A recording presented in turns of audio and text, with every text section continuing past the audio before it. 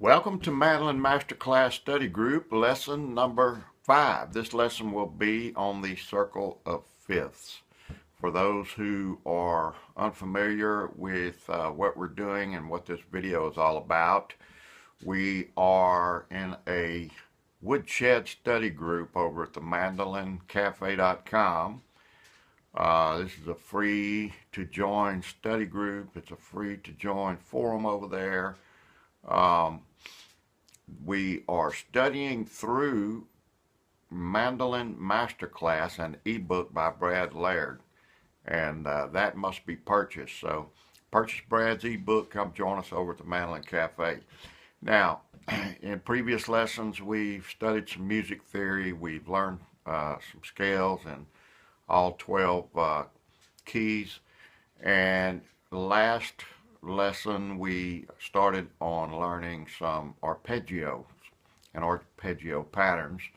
And you can go back and listen to the videos and read that lesson to see what an arpeggio is and where we're at. But this lesson is all about learning to play these arpeggios as well as other exercises along with the circle of fifths backing track that Brad gave us in along with his download for Mandolin Masterclass. Now, because a lot of us are newbies in the study group, I think it's important that we talk a little bit about the circle of fifths and the importance of memorizing the keys that go around the circle of fifths.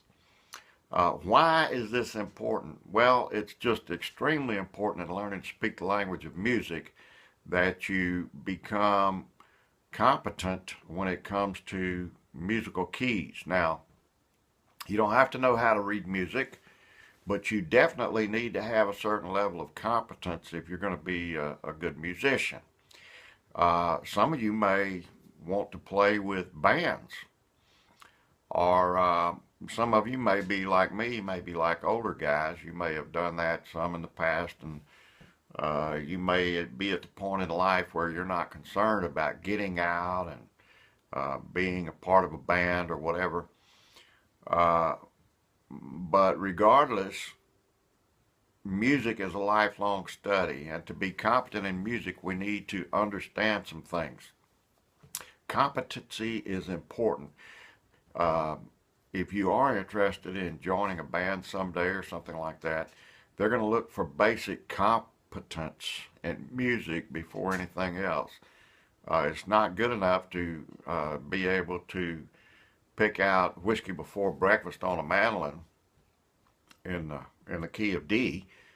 It's not good enough on guitar, for instance, to be able to play something like Stairway to Heaven. Who cares? What is needed is someone who can play with the group any song that they come up with and who has some type of musical competence and is able to transpose from one key to another key and things like that.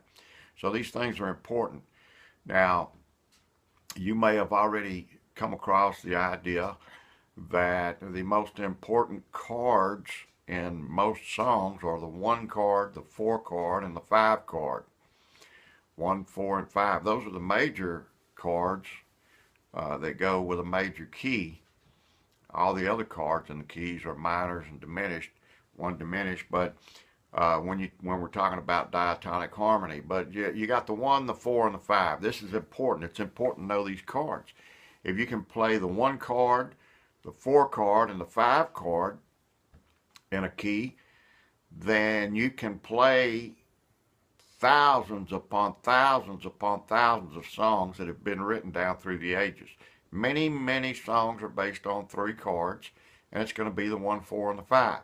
Now, when you learn the circle of fifths, you automatically learn what is the 4 and the 5 chord for any key that you're in. So just for that reason alone, it's extremely important.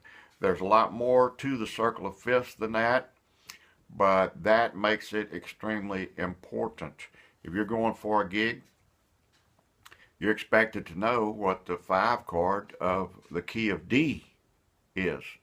In the key of D, what is the 5 chord? In the key of G, what is the 4 chord? In the key of A, what is the 5 chord? You know, even if you just play bluegrass music, you need to know the 1, 4, and 5 in the keys of A, D, and G. And so it is extremely important.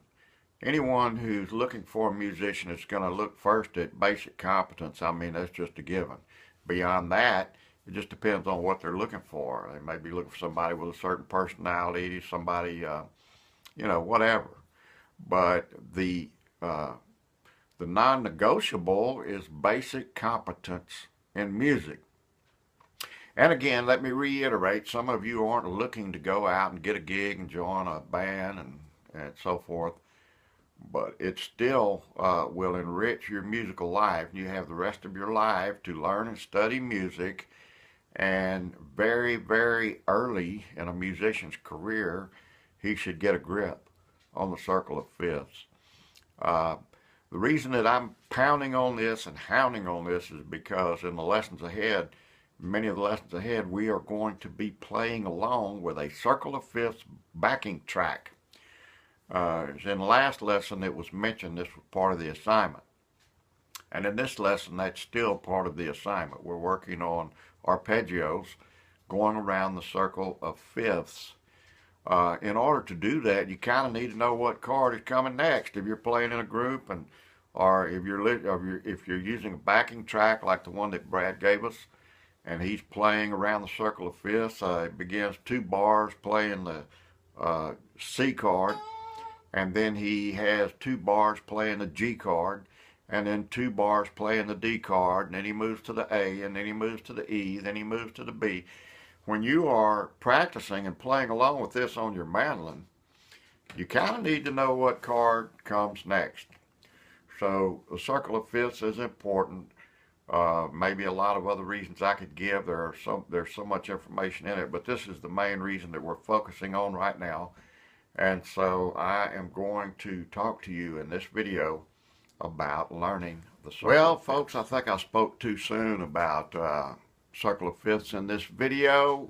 This will just have to be an introduction video because it is already over 7 minutes long, and I don't want to make these videos too long.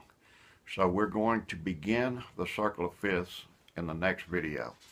There should be several videos for this particular lesson before all is said and done, because I also want to discuss how to use the backing tracks and things like that, and give you some ideas for how to do that in case you don't already have a program figured out for that. And so we've got a lot to cover in this lesson, and so right now I'm going to sign off this video, and we will pick up the circle of fifths in the next video.